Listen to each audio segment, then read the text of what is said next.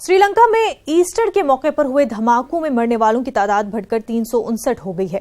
उधर तफ्तीश का सिलसिला भी जारी है। श्रीलंका की हुकूमत ने किसी तंजीम का नाम नहीं लिया है।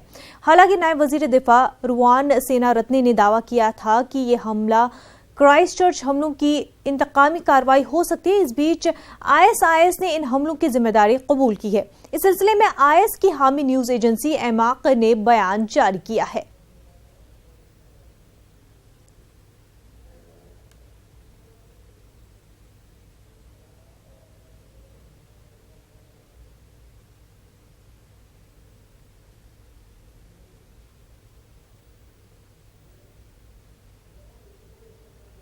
नाजरीन, जैसा कि आप तस्वीरों में भी देख रहे हैं कि श्रीलंका की अवाम काफ़ी ज़्यादा गमज़दा है।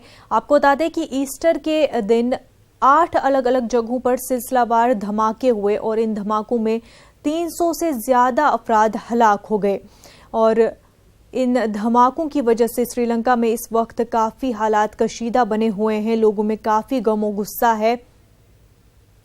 हमारे नुमाइंदे शैलेंद्र वांगू इस वक्त हमारे साथ जुड़े हुए। शैलेंद्र, इस हादसे में अब बता रहे हैं कि 300 से ज्यादा लोगों की मौत हो गई है। श्रीलंका में हालात काफी ज्यादा कशीदा है। आईएस ने कबूल की है जिम्मेदारी, तो इस वजह से अब क्या श्रीलंका में फिर से हालात जो है जिस तरह से 2009 से पहले देखे गए थे, क्या वैसे हो सकते हैं? किस तरह से उभरेगी श्रीलंका अब इस धमाके, इस हमले के बाद? बिल्कुल मुनज़्ज़ा, जो मरने वालों की तादाद है वो लगातार बढ़ती जा रही है। आज ये करीब 360 के आसपास मरने वाले की तादाद पहुंच गई, जिसमें 10 हिंदुस्तानी भी शामिल हैं। आपको बता दें कि कल देर शाम आईएसआईएस ने इस हमले की जिम्मेदारी ली है और उन्होंने कुछ वीडियो जारी किए हैं जिसमें 7 बॉम्बर्स के नाम के साथ एक स्टेटमेंट भी जारी किया है और इस हमले की उन्होंने जिम्मेदारी ली है। इसी बीच अब माना जा रहा है कि श्रीलंका इस मौके से इस हालात से निपटने के लिए कड़े कदम उठा सकता है। आपको बता दें कि कल एक प्रेस कॉन्फ्रेंस भी हुई थी श्रीलंका के प्राइम मिनिस्टर की, जिसमें उन्होंने कहा कि उनके पास जो भी इंफॉर्मेशन दिया गया था इंटेलिजेंस की ओर से, हिंदुस्तान की ओर से, वो उनको मिला ही नहीं। प्रेसिडेंट का भी यही कहना है कि उनके पास इंफॉर्मेशन नहीं पहुंचा।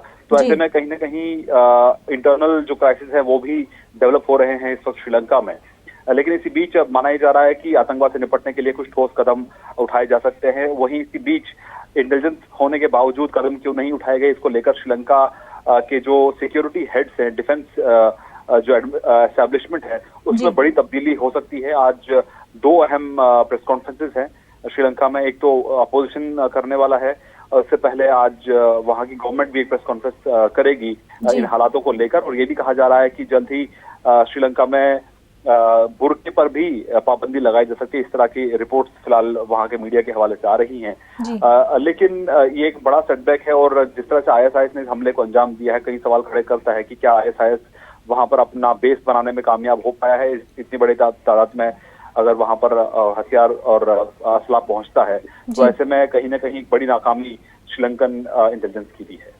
बिल्कुल शैलेंद्र, और जिस तरह से आईएसआईएस ने इस हमले की जिम्मेदारी कबूल की है, श्रीलंका तक पहुंचना और इतने बड़े हमले को अंजाम देना, बावजूद इसके कि एजेंसियों के पास इनपुट्स थे, तो इस एरिया में, पूरे एरिया में अगर बात की जाए, आसपास कई सारे और भी देश आते हैं, क्या अब दूसरे देशों को भी सतर्क रहना चाहिए और अलर्ट पूरा जारी करना चाहिए कि आगे, ताकि इस तरह के जो वारदात है, इस तरह के हमले जो है वो ना हो पाए? बिल्कुल मुनज़्ज़ा, ये जो धमाका ये सिर्फ श्रीलंका में नहीं है, बल्कि ये साउथ एशिया में एक जबरदस्त आतंकी घटना है, इसे कहा जा सकता है, क्योंकि इस लेवल पे कभी हाल फिलहाल में इस तरह का धमाका नहीं हुआ है।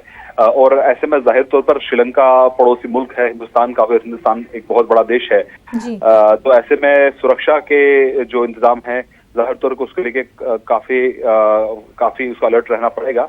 लेकिन आपको ये भी बता दें कि जो इंफॉर्मेशन श्रीलंका से आ रही है उसके मुताबिक श्रीलंका से करीब 40 के आसपास जो युवा हैं वो आईएसआईएस में शामिल होने के लिए अब से कुछ साल पहले गए थे और माना जा रहा है कि वो लौटकर भी वापस श्रीलंका आ चुके हैं। हालांकि हिंदुस्तान से भी कुछ लोगों के जाने की खबर थी जिनको बाद में अरेस्ट किया गया। कुछ लोग माना जाता है कि आज भी अफगानिस्तान में आईएसआईएस की तरफ से वो वहां पे एक्टिव हैं।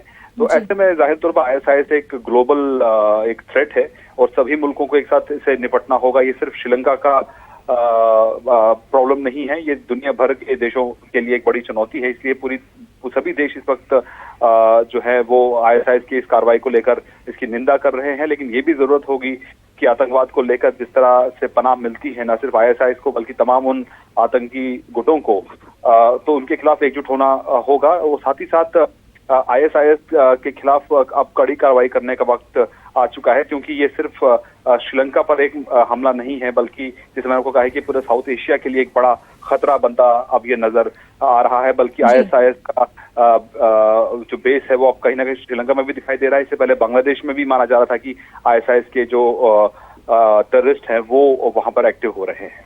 जी शैलेंद्र, और अब जिस तरह के हालात श्रीलंका में बन रहे हैं, क्या ये हालात मजीद अब खराब हो सकते हैं? क्या रॉयट्स होने की भी गुंजाइश है या फिर श्रीलंका इन हालात से उभर कर अमनो अमान बरकरार रख पाएगा? देखिए, जैसे आपको जानकारी होगी कि फिलहाल अभी वहां पर इमरजेंसी लगी हुई है श्रीलंका में, और वहां पर अब तक माना जा रहा है कि करीब 60 के आसपास लोगों को गिरफ्तार किया गया है। उनसे पूछताछ अभी चल रही है और ये भी पता किया जा रहा है कि ये असला कहां से आया। इसी तफसीली तफ्तीश अभी फिलहाल चल रही है। वहीं इसी बीच कैसे इसे निपटा जाएगा, क्योंकि पहले भी देखा गया है श्रीलंका ने एलटीटी को किस तरह से 2009 में हराया, उसके बाद वहां 10 साल तक कोई ऐसी बड़ी आतंकी घटना नहीं हुई है। लेकिन ये एक नया चैलेंज है श्रीलंका के सामने, वो किस तरह से इसे निपटता है। हालांकि कुछ ऐसी कम्युनल टेंशन की बात पिछले दिनों चल रही थी, कुछ ऐसे वाकये भी हुए थे, लेकिन फिलहाल श्रीलंका यूनाइटेड है इस पूरे हमले को लेकर। और हालांकि अगर हम सरकार की बात करें तो वहां के प्रेसिडेंट और वहां के प्राइम मिनिस्टर के बीच में जो ताल्लुकात हैं वो माना जा रहा है कि वो ठीक नहीं है, जिसके चलते एक बड़ा लैप्स हुआ है कोऑर्डिनेशन को लेकर, जिसके बाद ये बड़ा आतंकी हमला हुआ है। लेकिन अब फिलहाल कोशिश यही रहेगी श्रीलंका की भी कि जल्द से जल्द उन दोषियों को सजा दिलाई जाए। और आईएसआईएस के खिलाफ क्योंकि श्रीलंका एक कंपैरेटिवली छोटी कंट्री है, तो उसको सहयोग चाहिए होगा, कोऑपरेशन चाहिए होगा तमाम बड़े मुल्कों का, जिसमें हिंदुस्तान भी शामिल है, ताकि आईएसआईएस जैसी बड़ी चुनौती के साथ वो डट का मुकाबला कर सके। जी बिल्कुल शैलेंद्र, बहुत बहुत शुक्रिया आपका।